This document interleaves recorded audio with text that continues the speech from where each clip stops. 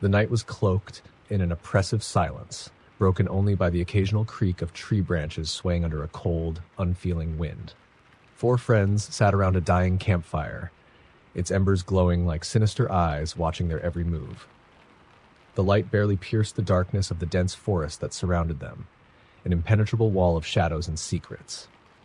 They had gathered for a weekend camping trip, eager to escape the mundane routines of their lives. But tonight, as the hour grew late and the world around them seemed to hold its breath, the air was thick with unease. Ryan, the self-proclaimed storyteller of the group, leaned forward. His face was half lit by the fire, the dancing flames casting eerie shapes on his features. "All right," he said, his voice low and deliberate. "I've got one that'll make your skin crawl. But you have to promise not to interrupt." The others exchanged nervous glances but nodded. They were miles from civilization, their phones rendered useless by the lack of signal. Here, in the heart of the wilderness, the story felt like it could reach out and touch them. "This is a story my grandfather told me," Ryan began. He swore it was true, though he'd only ever tell it when he'd had a little too much to drink. It happened in a town not far from here, a long time ago. There was a man named David who lived alone in a small cabin deep in the woods. People said he was odd, a recluse who rarely ventured into town.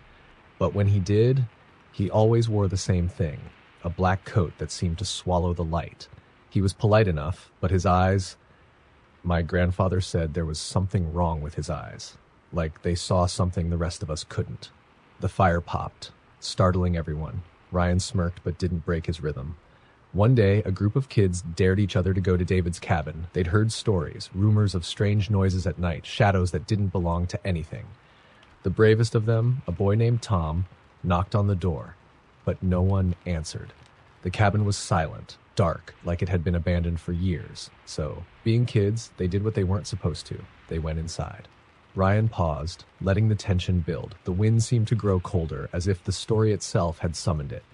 Inside, the cabin was almost empty. No furniture, no signs of anyone living there. Except for one thing, a mirror, hanging on the far wall. It wasn't dusty or cracked like you'd expect in an old cabin. No, this mirror was pristine, like someone had cleaned it just moments before. Tom walked up to it, curious, and that's when he saw it. The friends leaned in closer, their faces pale in the dim light. In the reflection, there was no cabin, no walls, no floor, just darkness. Endless, suffocating darkness, and in that darkness, there were faces, hundreds of them, staring back at him. Their mouths moved, but no sound came out. Tom tried to scream, but before he could, something else appeared in the mirror. A man in a black coat, his eyes gleaming like they were lit from within. The man raised a hand, and Tom's friends swore they saw him vanish into the mirror. Just gone. Ryan's voice dropped to a whisper. The kids ran back to town, screaming about what they'd seen. But when the adults went to investigate, the cabin was gone. No sign it had ever been there. And neither was Tom. They searched the woods for weeks, but found nothing. My grandfather said the cabin only appears to those who are curious enough, or foolish enough, to look for it. And the mirror? Well, if you ever see it, don't look too long, because the man in the black coat, he's always watching. The fire crackled again, a sharp sound that made them all jump. Ryan leaned back, satisfied with the unsettled expressions on his friends' faces. "Well?" he asked, grinning. "What do you think?" Before anyone could answer, a faint sound drifted through the trees. It was soft at first, almost imperceptible, but it grew louder, closer. It sounded like footsteps, crunching leaves and snapping twigs. The friends froze, their eyes darting toward the darkness beyond the firelight. "Probably just an animal," Sarah whispered, though her voice trembled. But then, from the shadows, a figure emerged. It was a man, tall and thin, wearing a black coat that seemed to absorb the firelight. His eyes glinted unnaturally, like twin mirrors reflecting something far away. The friends stared in stunned silence as he raised a hand, his movements slow and deliberate, and then, just as suddenly as he appeared, the fire went out. The last thing they saw before the darkness consumed them was the glint of his eyes, watching. Always watching. Story number 2. The only sound in the room was the faint hum of the lantern in the center of the table. Its weak, flickering light barely pushed back the encroaching shadows. The cabin was old, abandoned, and reeked of mildew, but the storm outside had forced them to take refuge here. 4 strangers, each with their own reasons for being deep in the woods, now huddled together, bound by circumstance. They introduced themselves awkwardly, Grace, the quiet hiker, Mark, the overly confident camper, Sam, the conspiracy theorist with a backpack full of questionable gadgets, and Lily, the driver whose car had broken down on a nearby trail. As the storm raged, shaking the wooden walls and sending icy drafts through every crack, Sam decided to break the silence. "Do you know why this cabin is empty?" he asked, his voice low and conspiratorial. The others glanced at him, intrigued despite themselves. "This place isn't just abandoned," Sam continued. "It's cursed. The locals won't come within a mile of it. They call it the Whisperer's Rest. You know why?" He leaned in, his eyes darting toward the dark corners of the room. "Because if you stay here long enough, you'll hear it. A voice so faint you'll think it's just the wind at first, but it's not. It speaks to you, whispers your name, and once you hear it, you belong to it." "Belong to it?" Grace asked, her voice barely above a whisper.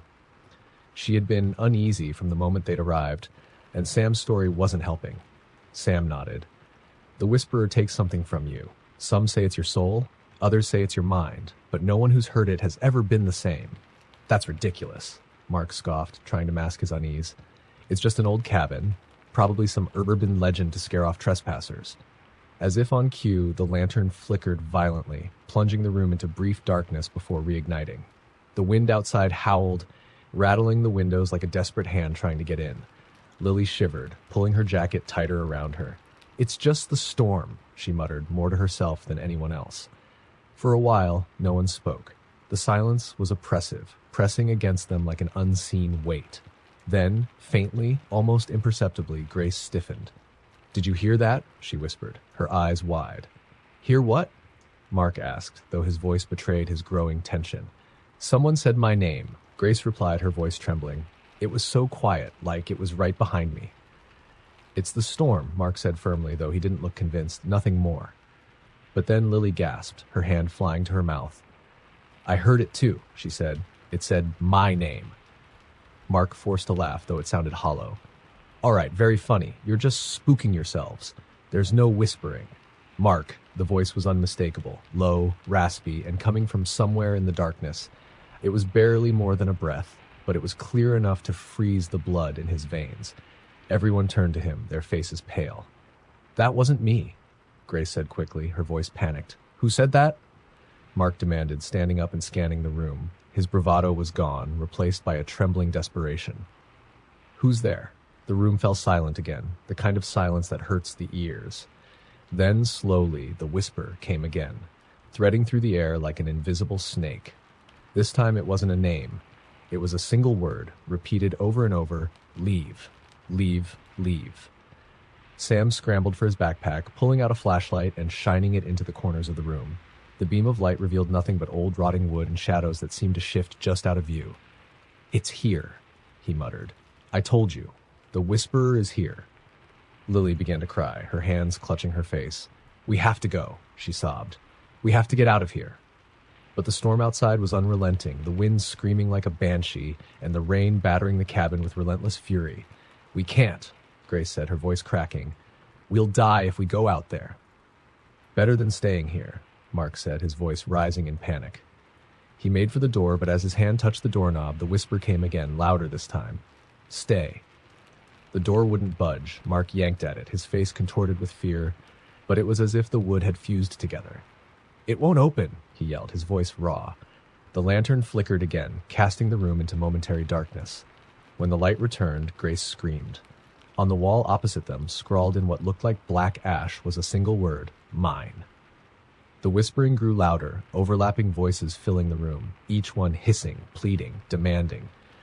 Their names echoed in the chaos, mingling with unintelligible words that made their heads throb. The air grew heavy, suffocating, as if the room itself were alive and pressing down on them. Sam dropped his flashlight, the beam spinning wildly. "Don't listen," he shouted, covering his ears. "Whatever you do, don't listen." But it was too late. Grace's eyes glazed over, her body stiff and trembling. She took a slow, mechanical step toward the darkest corner of the room. "It's calling me," she said in a monotone voice. "I have to go." "Grace, stop!" Lily screamed, grabbing her arm, but Grace didn't respond. She broke free with unnatural strength and disappeared into the shadows. The others stared in horror as the whispering seemed to swallow her whole. The lantern dimmed again, its light barely more than a dying ember. "We're next," Sam said, his voice trembling. "It won't stop until it has all of us." Mark backed into a corner, his hands shaking. No, this can't be happening." The whispering reached a crescendo, the voices blending into a deafening roar. The lantern flickered one last time before going out completely, plunging the room into total darkness. The last thing any of them heard was their names, whispered softly, intimately, as if from lips pressed against their ears. When the storm cleared the next morning, the cabin was empty.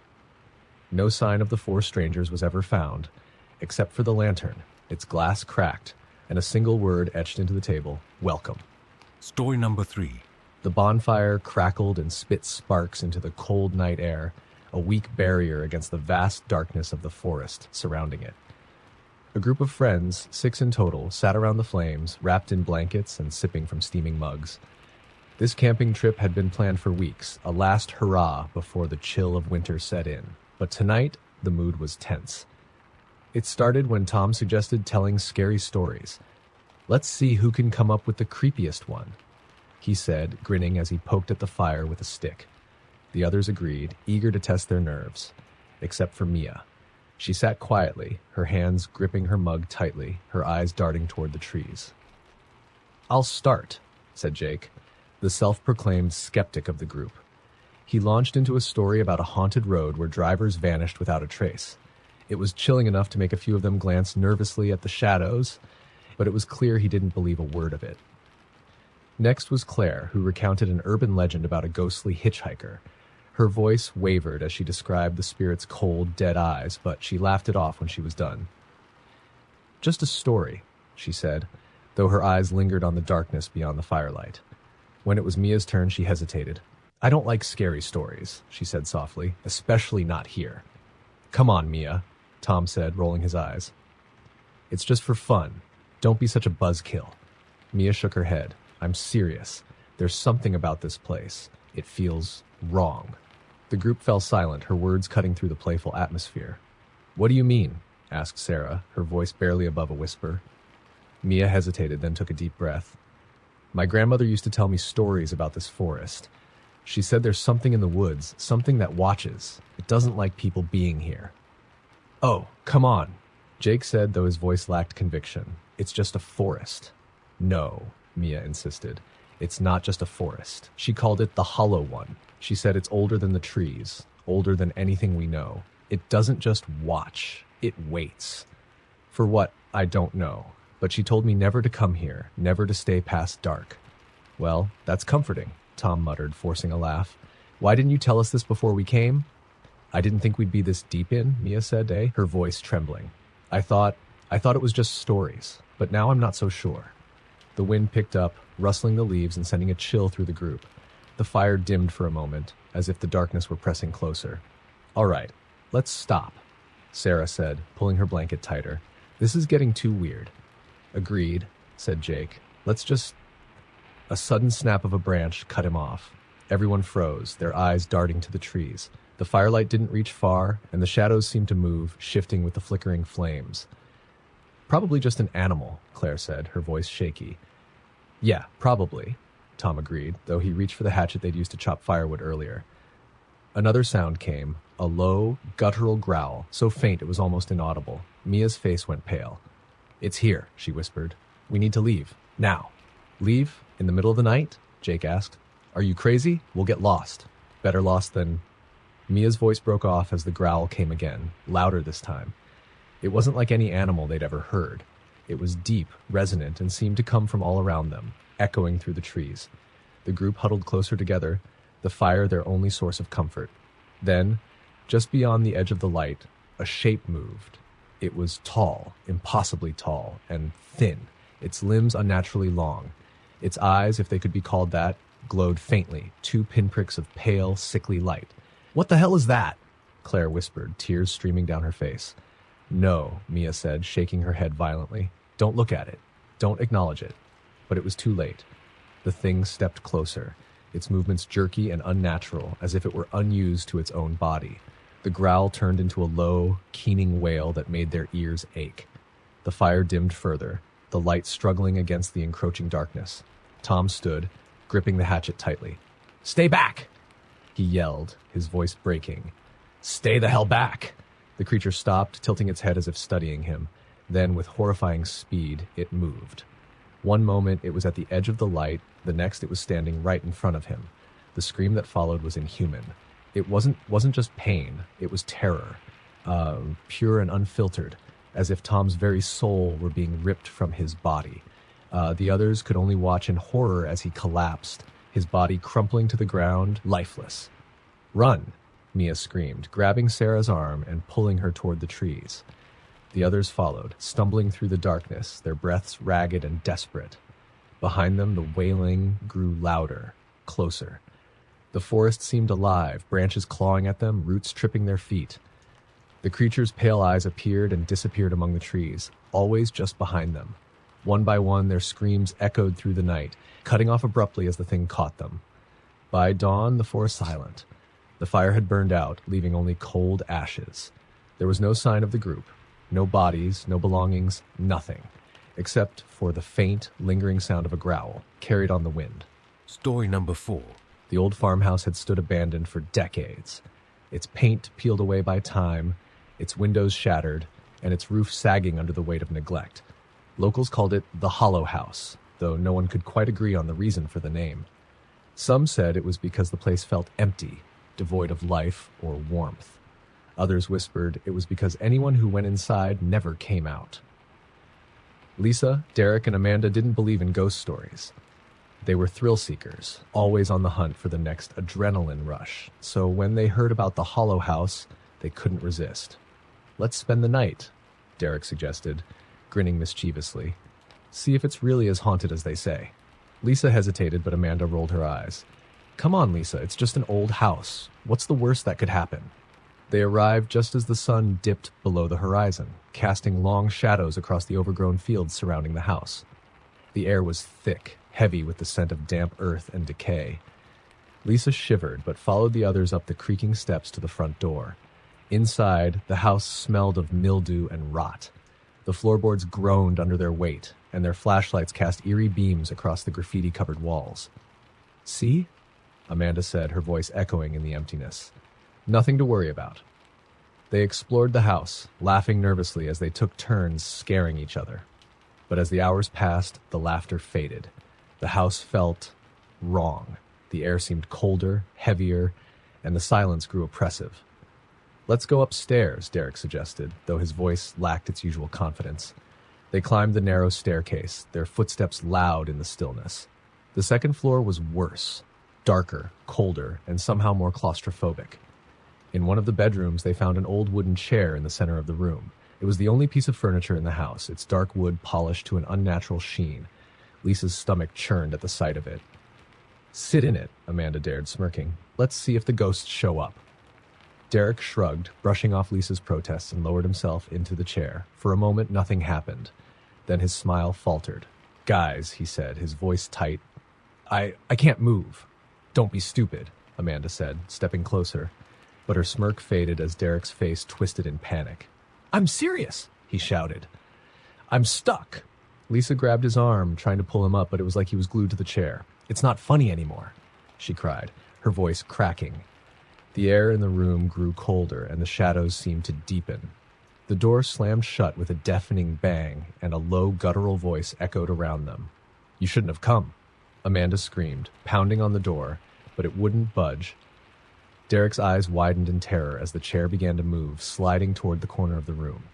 "Help me," he shouted, tears streaming down his face.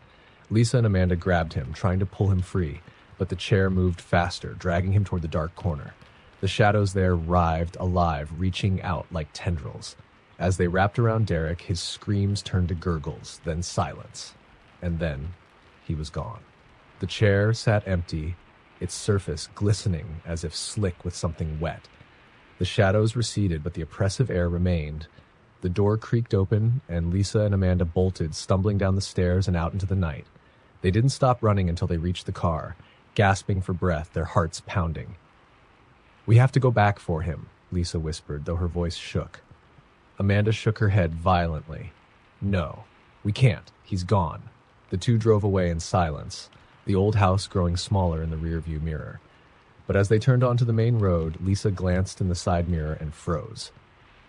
In the back seat, reflected in the glass, Derek sat in the chair, his face pale and eyes black as coal. His lips moved, though no sound came out. But Lisa didn't need to hear him to know what he was saying. "You shouldn't have come." Story number 5. The diner was a relic of the past, sitting alone on a desolate stretch of highway, its neon sign flickered weakly, struggling against the night. "Earl's All-Night Eats," it proclaimed in uneven, sputtering letter. It was the kind of place you'd pass by without a second thought, unless you were desperate. And that was exactly why David pulled into the empty lot. The storm had come out of nowhere, sheets of rain hammering his windshield and obscuring the road. His gas gauge hovered dangerously close to empty, and Earl's was the only light for miles. The clock on his dash read 2:14 a.m. Inside, the diner was dimly lit, the kind of place that smelled faintly of burnt coffee and grease. A lone waitress stood behind the counter, her name tag reading Marge. She gave David a tired smile as he slid into a booth near the window, water dripping from his jacket. "Storm's a bad one," Marge said, pouring him a cup of coffee without asking. "Yeah," David replied. "Wasn't expecting it." "You guys still serving?" "Kitchen's open," she said, pulling a notepad from her apron. "What'll it be?" David ordered a burger and fries, and Marge shuffled off to the kitchen. The diner was eerily silent, save for the hum of the neon sign and the occasional rattle of the wind against the windows. He glanced around, noticing for the first time that the place was completely empty. His phone buzzed on the table. No service. Typical, he thought. He sipped his coffee, wincing at the bitterness. That's when he noticed the man sitting in the farthest booth. He hadn't been there a moment ago. David was sure of it. The man wore a dark coat and a wide-brimmed hat that obscured most of his face. He sat unnaturally still, his hands folded neatly on the table. David shifted uncomfortably, his eyes flicking back to his coffee. When he looked up again, the man was staring directly at him. His face was pale, almost waxen, and his eyes were wrong. Too dark, too deep, as if they were bottomless pits. Marge returned with his food, and David jumped, nearly knocking over his coffee. "Everything okay, hon?" she asked, her voice soft but strained. "There's a guy over there," David said, nodding toward the far booth. Marge glanced in the direction he indicated, her face going pale. "Don't look at him," she whispered. "Eat your food and leave." "What? Why?" "Just listen to me," she hissed, her eyes darting nervously to the man. "You don't want his attention." David glanced back at the booth. The man was still staring, his expression unchanged. "Who is he?" "He's no one," Marge said quickly. "And he's everyone. Just don't look at him." David's appetite vanished, but he forced himself to take a bite of the burger. It tasted like ash in his mouth. Marge disappeared into the kitchen, leaving him alone with the stranger. The man stood up. His movements were unnaturally smooth, almost mechanical. He walked toward David's booth, his footsteps silent. David's heart raced, his pulse hammering in his ears. The man stopped a few feet away. "May I sit?" he asked, his voice low and hollow like the wind through an empty cave. David couldn't speak, couldn't move. He nodded, almost against his will. The man slid into the booth across from him, his gaze unblinking. Up close, his features were even more disturbing. His skin looked stretched too tightly over his bones, and his smile didn't quite reach his eyes. "Long night," the man said, his voice dripping with something David couldn't quite place. "Malice? Amusement? You look lost." "I'm just passing through," David managed to say, his voice barely above a whisper. The man's smile widened. "Aren't we all?" David felt an overwhelming urge to leave, but his legs wouldn't cooperate. The man leaned closer, his breath cold against David's skin. "Do you know what happens to people who stop here?" David shook his head, his throat dry. "They don't leave," the man whispered. "Not really." The lights flickered, and for a brief moment, the diner was plunged into darkness. When they came back on, the man was gone. David bolted from the booth, his heart pounding. He threw a few bills on the table and rushed out into the storm. His car was still there, but something was wrong. The tires were slashed and the windshield was covered in deep, jagged scratches, as if something had clawed at it. Inside the diner, Marge stood at the window, watching him. Her face was pale, her expression one of sorrow and resignation. She mouthed something he couldn't hear. He turned back to the car, fumbling with his phone, but the screen was black. The storm seemed to grow louder. the wind howling like a living thing. He heard footsteps behind him and turned, his breath catching in his throat. The man was there, standing in the rain, his hat shielding his face. "I told you," he said, his voice cutting through the storm. "No one leaves." The last thing David saw was the man's smile, wide and impossibly sharp, before the darkness swallowed him whole. By morning, the diner was empty again, its neon sign flickering weakly against the dawn. Another car sat abandoned in the lot, its doors open, its owner nowhere to be found. Marge sighed and picked up her notepad, waiting for the next traveler. Story number 6. The forest was quiet, unnaturally so. No chirping crickets, no rustling leaves, not even the distant hoot of an owl. The only sound was the crunch of Sam's boots against the dirt path as he trekked deeper into the woods. He'd been hiking for hours, and the sun had long since set, leaving him alone in the dark with only his flashlight to guide him. He wasn't supposed to be here this late. The ranger at the trailhead had warned him. "These woods close at dusk," the man had said, his face unusually stern. "People get lost out there. They don't always come back." Sam had laughed it off. He wasn't an amateur. He'd been hiking his whole life. But now, as the darkness seemed to press in from all sides, he regretted his decision. The trail had disappeared underfoot, and his GPS had stopped working an hour ago. He was lost. He paused to catch his breath, shining his flashlight in a slow circle. The beam barely cut through the thick shadows, illuminating only twisted branches and gnarled tree trunks. He turned, scanning the woods for any sign of the trail, when he saw it, a figure standing just beyond the edge of his flashlight's reach. "Hello?" he called, his voice trembling slightly. The figure didn't move. It was tall, unnaturally so, its limbs too long, its posture slightly hunched. Sam's chest tightened as he squinted into the dark. "Hey, I'm lost. Can you help me?" He tried again, but the figure remained motionless. Then, with a suddenness that made Sam's stomach drop, it tilted its head to one side as if studying him. Sam took a step back, his breath quickening. The figure didn't follow, but the air around him grew colder, biting through his jacket. The flashlight flickered, and for a split second, everything went dark. When the beam steadied again, the figure was gone. He turned in a slow circle, his heart pounding. The woods felt different now, darker, heavier, het, as if the trees themselves were closing in. Every instinct screamed at him to run, but he didn't know which way to go.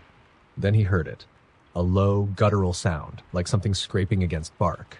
It was close, too close.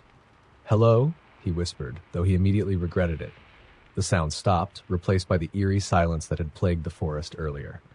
His flashlight flickered again, and this time, when it came back on, the figure was behind him. Sam didn't think. He bolted, crashing through the underbrush, branches tearing at his clothes and face. The beam of his flashlight danced wildly, illuminating glimpses of the forest that seemed to twist and distort as he ran. Behind him, he could hear it, a heavy, deliberate stride, always just a few steps behind. He stumbled, falling hard onto the ground. The flashlight flew from his hands, landing several feet away. He scrambled toward it, his fingers brushing against the cold metal when a shadow fell over him. Slowly, he looked up. The figure loomed above him, its face, or what should have been its face, hidden in shadow. But Sam could feel it watching him, its gaze heavy and suffocating. "Please," he whispered, tears streaming down his face. "I didn't mean to." The figure moved, faster than he thought possible. Its impossibly long arms reached out, wrapping around him like roots tightening around prey. The last thing Sam saw was the flashlight's beam fading as it was swallowed by the darkness. A week later, the ranger found Sam's car still parked at the trailhead. He'd seen it every day, growing more uneasy with each passing morning. Finally, he called for a search party. They scoured the woods for days, but there was no sign of Sam. No footprints, no discarded gear, nothing. The only clue they found was his flashlight, lying in the middle of the trail, its bulb shattered. The ranger picked it up, his hands trembling. As he stood there, staring into the endless expanse of trees, he thought he heard something, a low, guttural scraping just beyond the edge of the clearing. He didn't wait to find out what it was. Story number 7. The small town of Ash Hollow had always been quiet, almost forgotten, nestled deep in a valley surrounded by dense woods. On the edge of town stood an abandoned house, known to the locals simply as the Black House. No one knew how long it had been there, but stories about it circulated in whispers, tales of people who ventured inside and never returned. On a dare, Rachel and her friends decided to explore it. Halloween night felt like the perfect time to challenge the rumors. Armed with flashlights and a sense of invincibility that only teenagers possessed, they made their way to the house. The black house loomed before them, its windows like empty eye sockets staring into the dark. The porch sagged under their weight, and the front door creaked ominously as Rachel pushed it open. Inside, the air was cold and stale, carrying the faint scent of mildew and rot. "This place is so cliché," Eric said, his flashlight sweeping across peeling wallpaper and broken furniture. "Yeah, super spooky," Jess added, rolling her eyes. But there was a tremor in her voice. Rachel led the way, her heart pounding. The floorboards groaned underfoot, and every sound echoed unnaturally. The house seemed alive, almost breathing around them. In the center of the living room stood a grand staircase, its banister twisted and warped. Rachel's flashlight caught something carved into the wood, strange symbols that looked almost like runes. She reached out to touch them, but Eric grabbed her arm. "Don't," he said, his voice unusually firm. "Let's just check it out and leave, okay?" They ventured deeper into the house, their laughter fading as the atmosphere grew heavier. The walls seemed to close in and the shadows deepened, swallowing the edges of their flashlight beams. "Do you hear that?" Jess whispered. They stopped, holding their breath. At first, there was only silence. Then faintly, the sound of footsteps above them. Slow, deliberate, growing louder. "There's someone upstairs," Eric said, his face pale. "Probably just the wind," Rachel tried to reason, but even she didn't believe it. The footsteps stopped suddenly, replaced by a low, rhythmic tapping, as if someone or something was drumming their fingers on the floor above. The sound was almost hypnotic, drawing them toward the staircase despite their better judgment. "I'm not going up there," Jess said, her voice trembling. But Rachel was already climbing, her flashlight shaking in her hand. Eric followed close behind, while Jess stayed frozen at the bottom, her eyes darting nervously around the room. At the top of the stairs, the air was colder, biting against Rachel's skin. The hallway stretched before them, impossibly long, lined with doors on either side. One of them was open, faint lights spilling out. Rachel stepped closer, her breath visible in the icy air. The light pulsed, dimming and brightening like a heartbeat. She reached the door and peered inside. The room was empty, except for a single chair in the center. On it sat a doll, its porcelain face cracked, its glass eyes staring directly at her. The doll's mouth was slightly open, as if it were about to speak. Eric grabbed her shoulder. "We need to go, now." But before they could move, the door slammed shut behind them. The flashlight flickered, and the room plunged into darkness. The sound of the tapping returned, louder now, all around them. "Rachel?" Eric's voice was barely audible over the noise. "Where are you?" "I'm right here," she said, reaching out for him. But her hand met nothing but cold air. The tapping stopped abruptly, replaced by a low, guttural voice that seemed to come from the walls themselves. "You shouldn't have come here." Rachel's flashlight sputtered back to life, revealing the room was no longer empty. The doll was gone, and in its place stood a figure, tall and cloaked in shadow, its face hidden beneath a hood. It took a step toward her, its movements slow and deliberate. Rachel screamed, but the sound was swallowed by the darkness. She turned, fumbling for the door, but it wouldn't budge. Behind her, the figure whispered something she couldn't understand, its voice like dry leaves rustling in the wind. And then there was silence. The next morning, the sheriff found the house as it always was, silent, abandoned, and crumbling. There was no sign of Rachel or her friends, but on the front porch lay a single flashlight, its beam still faintly flickering in the early morning light. No one dared to enter the black house again. And at night, when the wind was just right, the townsfolk swore they could hear faint tapping coming from the woods. Story number 8.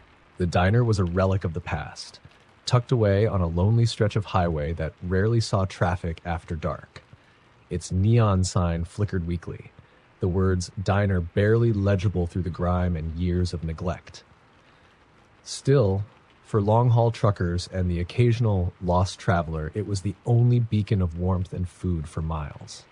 Lila didn't like working the night shift. She'd only taken the job because it was better than sitting at home alone, thinking about her mother's passing. But the diner at night had a strange energy.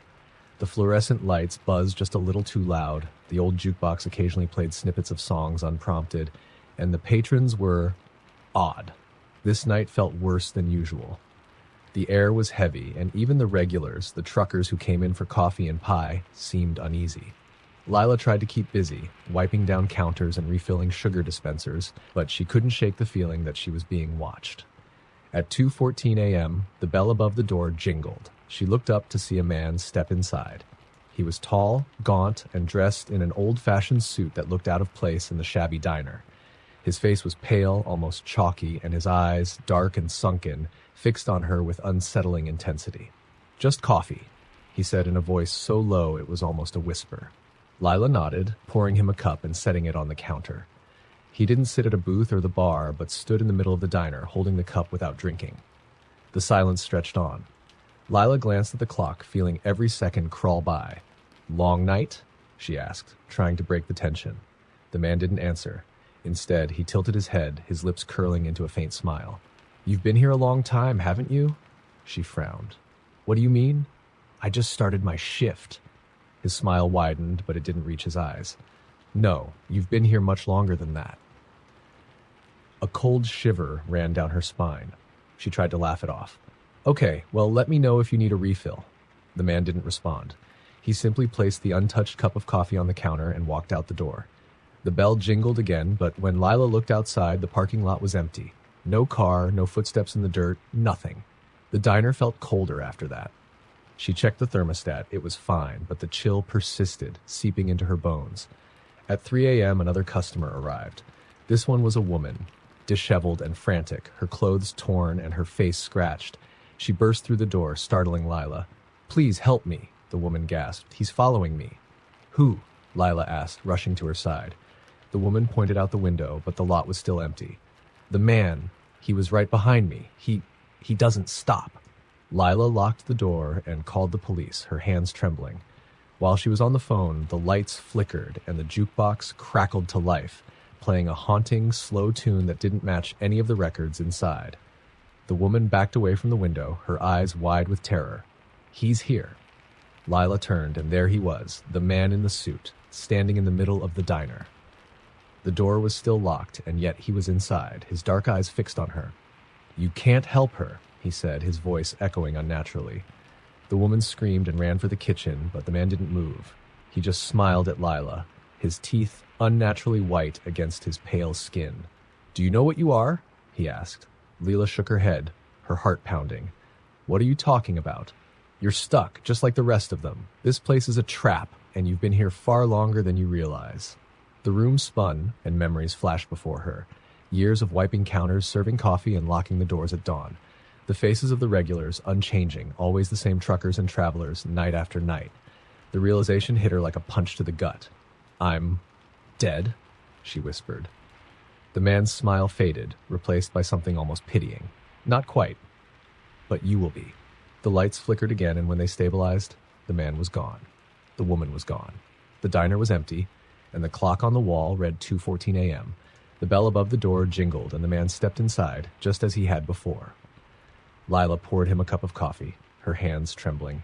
"Just coffee," he said, and the night began again. Story number 9. The fog rolled in thick that evening, blanketing the small rural town in an eerie shroud of gray. Jacob's gas station, the only one for miles, sat isolated at the crossroads, its flickering fluorescent lights the only source of illumination in the oppressive darkness. Business was always slow at night, but tonight felt different, quieter, heavier. Jacob sat behind the counter, flipping through a dog-eared magazine when the bell above the door jingled. A man entered, soaking wet despite the absence of rain. His hair clung to his forehead, and his eyes, pale and unblinking, seemed to absorb the light. "Need help?" Jacob asked, setting the magazine aside. The man didn't respond. He moved slowly down the aisles, his footsteps eerily silent. Jacob tried not to stare, but couldn't shake the feeling that something was off. The man's movements were stiff, almost mechanical, and his clothes, an old, tattered suit, reeked of mildew. Finally, the man approached the counter, placing a single item before Jacob, a map. The paper was yellowed and brittle, the kind you'd find in an antique store or a forgotten attic. "Where are you headed?" Jacob asked, scanning the map for a clue. The man's voice was barely above a whisper. "Here." Jacob frowned. "You mean this station?" The man didn't reply, just stared at him with those pale, empty eyes. Jacob's unease grew as he rang up the purchase. When he looked up to hand the man his change, he was gone. The map remained on the counter. The bell hadn't jingled. The door hadn't opened. The station was silent. Jacob grabbed the map, intending to toss it in the trash, but something about it caught his eye. There, drawn in fine black ink, was a depiction of the gas station. Surrounding it were intricate symbols and lines that seemed to pulse faintly under the fluorescent lights. Curiosity got the better of him. Jacob spread the map out on the counter, tracing the lines with his finger. The symbols were unfamiliar, but they seemed to form a path leading away from the station and deep into the woods nearby. At the edge of the map, written in delicate script, were the words, "Follow, and you'll see." The air grew colder. The hum of the fluorescent lights became louder, almost deafening. Jacob felt an inexplicable pull, a compulsion to step outside and follow the map's path. The fog swallowed him as soon as he left the station, its icy tendrils wrapping around him. He walked toward the woods, the map clutched tightly in his hand, its lines glowing faintly as if guiding him. The trees loomed like silent sentinels, their branches gnarled and skeletal. Jacob's footsteps echoed unnaturally, the crunch of leaves and twigs sounding far too loud in the oppressive silence. The deeper he went, the stronger the pull became, an invisible force dragging him forward. Finally, he reached a clearing. In its center stood an old crumbling house. The windows were shattered, and the door hung ajar, creaking softly in the non-existent wind. Jacob recognized it immediately. It was the house from the map. Against his better judgment, he stepped inside. The air was damp and smelled of decay. The walls were covered in the same symbols as the map, their lines pulsating with an otherworldly glow. In the center of the room was a mirror, its surface dark and rippling like water. As Jacob approached, his reflection came into view, but it wasn't his reflection. The figure in the mirror was the man from the gas station, his pale eyes boring into Jacob's soul. "You followed," the man said, though his lips didn't move. "Now you're part of it." The mirror's surface rippled, and Jacob felt himself being pulled forward, his body frozen as the force yanked him closer. He tried to scream, but no sound came out. The last thing he saw before darkness consumed him was his own terrified face, distorted and twisted, staring back at him from inside the mirror. The next morning, a trucker pulled into the gas station, surprised to find it abandoned. The lights were still on, the register open, and a strange map lay on the counter, its lines glowing faintly under the fluorescent lights. Curious, the trucker picked up the map. At the bottom, in delicate script, were the words, "Follow, and you'll see." Story number 10. The old house at the end of Cedar Lane had been abandoned for years, its sagging roof and shattered windows a testament to decades of neglect. Locals called it the Whisper House, though no one seemed to agree on why. Some said it was because of the voices you could hear if you walked by after dark. Others believed it was named for the way the wind seemed to hiss through the broken glass, carrying secrets from another world. Elena wasn't the type to believe in ghost stories. A recent journalism graduate, she was hungry for a story that would make her career. When she heard the urban legends surrounding the Whisper House, she saw an opportunity. Armed with her camera, a flashlight, and a notebook, she decided to spend a night in the house to uncover the truth. She arrived just as the sun dipped below the horizon, casting the house in a pale, ghostly glow. The air was heavy, and the surrounding trees swayed in a wind she couldn't feel. As she stepped through the broken doorway, her flashlight illuminated the interior, a maze of peeling wallpaper, rotting floorboards, and shadows that seemed to shift when she wasn't looking. The first hour passed uneventfully. Elena wandered from room to room, snapping photos and jotting down notes about the eerie atmosphere. But as the clock struck midnight, the house seemed to come alive. It started with a faint sound, like someone whispering her name. She froze, her flashlight trembling in her hand. "Hello?" she called out, her voice echoing through the empty halls. There was no response, just the faint hiss of whispers that seemed to grow louder. Determined to stay rational, she followed the sound to a narrow staircase leading to the basement. The air grew colder with each step, her breath visible in the dim light. At the bottom of the stairs, she found an old, rusted door. The whispers were louder now, insistent and overlapping, though she still couldn't make out any words. Taking a deep breath, Elena pushed the door open. The room beyond was small and circular, with walls covered in strange symbols etched deep into the stone. In the center was a mirror, its surface tarnished and cracked. As she stepped closer, the whispers stopped. The silence was suffocating, heavy and unnatural. She raised her camera to take a picture, but the mirror's surface rippled like water, and her reflection smiled at her, only she wasn't smiling. She stumbled back, dropping her camera.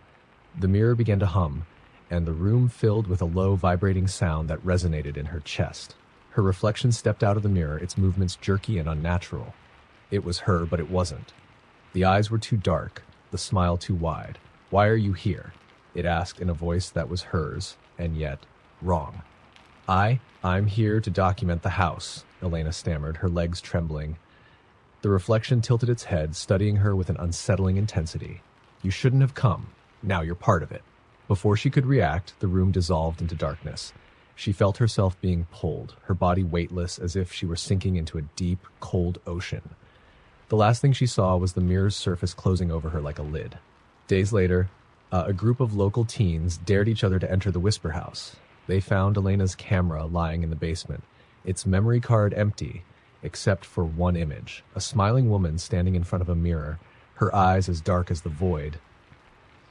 The teens didn't notice the faint whispers that began to follow them as they left the house, or the way their reflections lingered just a second too long when they passed by glass.